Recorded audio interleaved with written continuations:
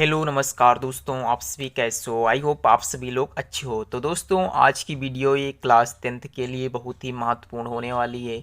आज की वीडियो आप सभी लोगों को ज़रूर देखना चाहिए, क्योंकि आज की वीडियो जो है ये क्लास 10th के स्टूडेंट्स के लिए वेरी इंपॉर्टेंट है, क्योंकि ऐसे क्वेश्चन आप सभी लोगों के एग्जाम में पूछे जाते हैं। तो यहाँ पर मैं क्वेश्चन लिखना भूल गया हूँ, वो क्वेश्चन आप लिख लीजिएगा, वेरी इंपॉर्टेंट है।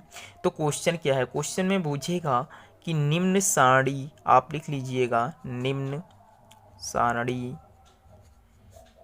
से माध्यक ज्ञात करो। निम्न सारणी से क्या ज्ञात करना है, माध्यक ज्ञात करो। आप सभी लोगों को ये बताना है कि माध्यक कैसे ज्ञात किया जाता है। ऐसे आप सभी लोगों के बोर्ड एग्जाम में क्वेश्चन पूछे जाएंगे और इस प्रकार से आपको सारणी दी जाएगी, वर्गंतराल, तो वर्गंतराल में ये संख्याएं दी होंगी, और बारंबारता, तो बारंबारता में ये संख्याएं लिखी होंगी।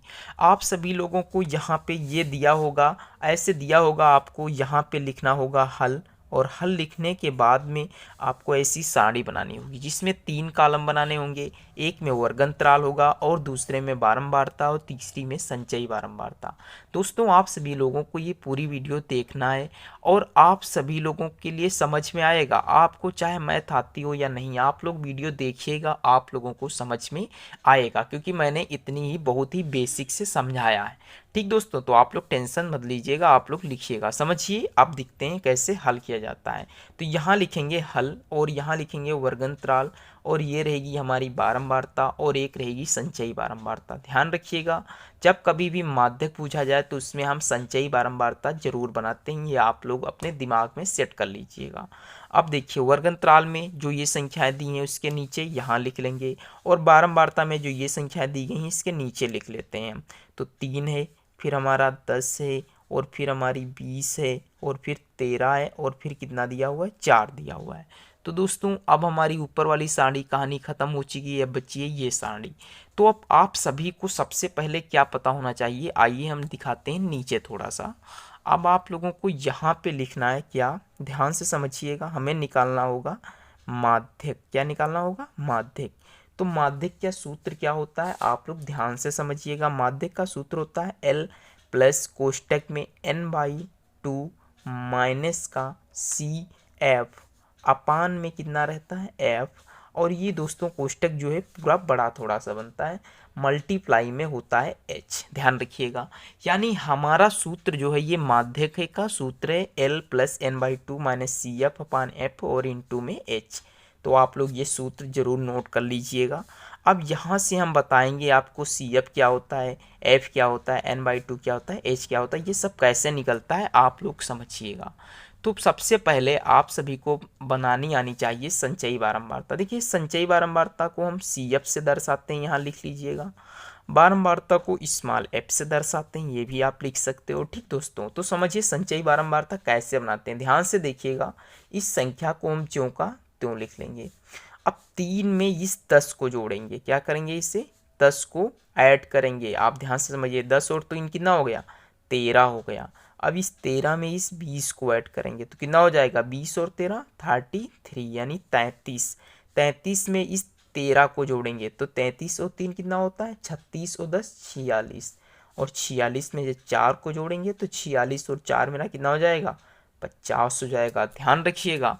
अब यदि हम इस संख्या को आपस में जोड़ते हैं तो क्या, अगर जो संख्या ये जोड़ने पे 50 आ रही है तो हमारी संचयी बारंबारता एकदम ही सही बनी हुई है। तो देखिए, इसे जोड़ते हैं, 10 3 13 20 33 3 36 10 46, तो 4 कितना आ गया, 50 आ गया। तो देखिए, जो ये संख्या प्राप्त हुई है इसे हम n से दर्शाते हैं। किससे दर्शाते हैं दोस्तों, n से दर्शाते हैं। ध्यान रखिएगा, इसे हम n से दर्शाएंगे। अब देखिए, इसमें f लिखा है तो यानी f वाला जो हमें तो इसी लाइन में मिलेगा, सी एफ है तो इसी लाइन में कहीं सी एफ वाली संख्या मिलेगी ना। तो अब ध्यान से समझिएगा कि वो संख्या कैसे ढूंढते हैं। देखिए, इस सूत्र में लिखा है n/2, क्या लिखा हुआ है, n/2। तो यहाँ से हम n का मान निकालते हैं, ध्यान से समझिएगा। देखिए दोस्तों, n का मान निकालेंगे तो n/2 यहाँ है, तो ये 50 है तो 50/2 हो जाएगा। तो 2 से भाग देंगे, कितना हो जाएगा, 25 हो जाएगा। यानी n/2 का जो मान आया वो कितना आया, 25 आया हुआ है। कितना आया हुआ है, 25। 5 आया हुआ है। अब ध्यान से समझिएगा, 25 हम इस सारणी में ढूंढेंगे, यानी ये जो संचयी बारंबारता है ना, इसमें हम 25 को ढूंढेंगे, उससे ज़्यादा वाली, क्योंकि उससे कम वाली तो मिलेगी नहीं ना। तो ध्यान से समझिएगा, देखिए इसमें 3 मिलेगा, 3 25 से छोटा है, यस। 3 13 से बड़ा है, यस। अब देखिए 33 जो है ये क्या है, 25 से बड़ा है। 46 भी 25 से क्या है, बड़ा। ये भी बड़ा है, ये भी बड़ा है, ये भी बड़ा हुआ है। तो आप किसको लेंगे, 25 को। क्या करेंगे, इस 25 को ध्यान से देखिएगा, ये 25 है, इसके सामने वाली संख्या में यहाँ आ जाइए। ये जो है हमारा, इसे हम क्या कहते हैं, मध्यम वर्ग। इसमें क्या लिखा जाएगा, मध्यम वर्ग। तो यहाँ हम लिखेंगे मध्यम वर्ग। तो मध्यक वर्ग। तो मध्यक वर्ग कितना है, 40 से लेकर 55 तक है। अब यहीं से हमें एल प्राप्त होगा। तो देखिए एल कहाँ से मिलेगा, जो ये शुरुआती संख्या होती है उससे एल कहते हैं, यानी एल ये हो गया। और यहाँ से एच हमारा कैसे निकलेगा, तो इस 55 से 40 को घटा देंगे तो हमारा एच आ गया 15। ये आप लोगों को आई होप इतना समझ में आ गया होगा। अब यहाँ से हमें क्या क्या पता चला, यहाँ से हमें पता चल चुका है एच, एफ अभी नहीं पता चला है, और एल पता चल चुका है। अब हमें क्या पता करना है, अब हमें पता करना है एफ। ध्यान से समझिएगा, जिस लाइन में 33 मिला है उसके सामने, यानी ये इसी लाइन में जो ये 20 है, इसे हम स्मॉल एफ दर्शाएंगे। अब बहुत से लोग गलती कर देंगे कि इसी लाइन में 33 को सी एफ कर देंगे, ना बाबा ना, ये 13 आएगा सी एफ में, यानी एक संख्या इसके ऊपर। कोई भी सवाल हो, आपको ये संख्या नहीं लेनी, इसके ऊपर वाली, जस्ट ऊपर वाली संख्या लेनी है। तो यहाँ से स्मॉल एफ का मान भी हमें मिल गया, कितना मिला, 20। और सी एफ का भी मान मिल गया, वो कितना में मिला, 13, यानी 13 मिला। अब यही संख्याओं को इस सूत्र में पुट कर दीजिए, आपका आंसर आ जाएगा। तो ध्यान से देखिए कैसे। एल का मान कितना आया है, 40, तो हम लिखेंगे 40 प्लस, और ये बड़ा सा कोष्टक रहा, n/2 का मान कितना है, 25, तो यहाँ हम 25 लिख देंगे, माइनस सी एफ का मान 13 आया तो हम 13 लिख देंगे, बटे स्मॉल एफ का मान 20 आया तो 20 लिख देंगे, कोष्टक बंद कर दिया। एच का मान कितना आया है, 15, यानी 15 आया। अब इसे हम नेक्स्ट पेज पे देखते हैं। देखिए दोस्तों, ये क्या है, 40 लिखा हुआ है, तो हम 40 यूँ का त्यों लिख लेंगे।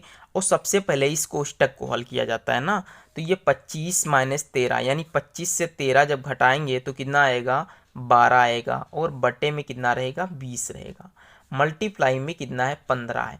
अब इसके नीचे हम क्या कर लेते हैं, एक मान लिया जाएगा, इससे बंद कर दीजिए। इसके नीचे क्या मान लिया जाएगा, एक हम मान लेंगे। अब ध्यान से समझिए, इसके नीचे एक मान लिया तो कितना हो गया, 40 हो गया, प्लस यहाँ ध्यान से समझिएगा, आप तिर्क भी काट सकते हो, जैसे 5 चक्कू 20, 5 तियाँ 15, 4 एकम 4, 4 तियाँ 12, कितना आ गया, ये पूरा सवाल हल भूल गया, कुछ नहीं, 3 की मल्टीप्लाई 3 से कर दीजिए, 9 आ गया, यानी 40 और 9 को जोड़ेंगे आपस में कितना आ गया, 49 आ गया। अब दोस्तों यहीं पे आप रुक मत जाइएगा, पूरी वीडियो देखिएगा कि ये सवाल कैसे सही है। जैसे मैंने बोर्ड एग्जाम में लगाया 49 आ गया, अब हमें वहाँ डाउट हो रहा है कि ये सवाल सही है गलत है, तो आपका डाउट दूर होगा। ध्यान से समझिएगा। समझना क्या है, ये हमारा 49 आंसर आ गया, ये तो हमारा सवाल सही है, एकदम करेक्ट है।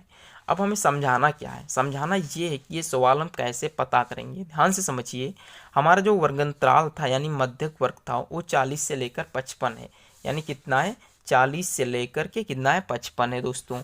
तो ध्यान से समझिए, आप जब 40 से 55 तक वर्गंतराल दिया है तो जो हमारा माध्यक आएगा वो भी तो इसी के मध्य का ही तो आएगा, यानी 40 से बड़ा होगा, 55 से कम होगा।